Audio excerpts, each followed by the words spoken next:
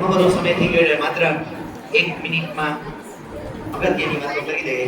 ધોરણ 8માં હજુ હમણાં વિદાય આપી દે એવું લાગતું હતું, હમણાં સાહેબને કહેતો હતો, પણ જોતામાં વર્ષ વીતી ગયું, 7મા વાળા 8મામાંથી પસાર થઈ ગયા અને હવે વિદાયનો સમારંભ આવી ગયો. વિદાય સમારંભમાં ખાસ તો તમને મારે એ વાતો કરવી છે કે તમે અહીંયા ભલે તોફાન મસ્તી કર્યા હોય, અહીંયા તમને ખૂબ લાટકોટથી અમે ઉછેર્યા છે, પણ આવા લાટકોટ અને આવી મસ્તી આગળ જતા કરવામાં થોડી ધ્યાન રાખજો.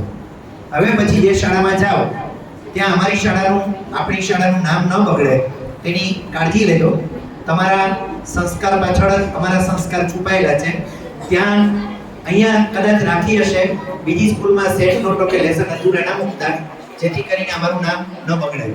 અને જ્યાં જાઓ ત્યાં છેલ્લે મારે એ કહેવું છે, હવે તમે સાદી ભાષામાં કહે તો થોડાક મોટા છો, એટલે આગળ હવે કદાચ આપણે આ રીતે નહીં મળીએ તો 8મા વાળાને ખાસ કહેવાનું કે દીકરીની જાત છો, ખાસ તમારી જાતને સાચવજો.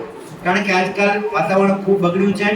તમે સમાચારમાં સાંભળતા હશો, ઘણા બધા આજે લોકો તમારી સામે તમને ખબર ના હોય એવી રીતે તમારી સામે ઉપસ્થિત હોય છે. એટલે કહેવાનો મતલબ એ છે કે તમારી જાતને એવી રીતે સાચવજો કે કોઈ અન્ય લોકોનો કે અન્ય ખરાબ લોકોનો તમે સ્વીકાર ના બની જાઓ. એ શિકાર ના બનવું એના માટે તમે ખાસ કેર લેજો.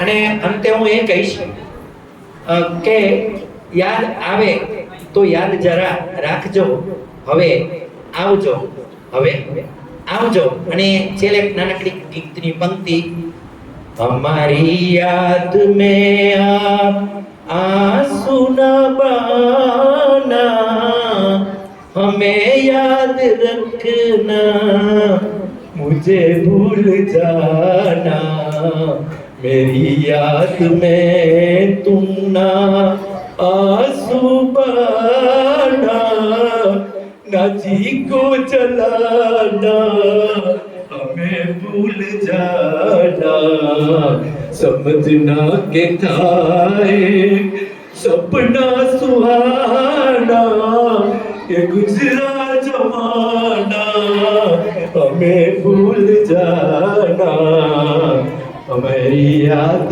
में तुम ना आंसू बहाना, नदी को जलाना, हमें भूल जाना, मेरी याद में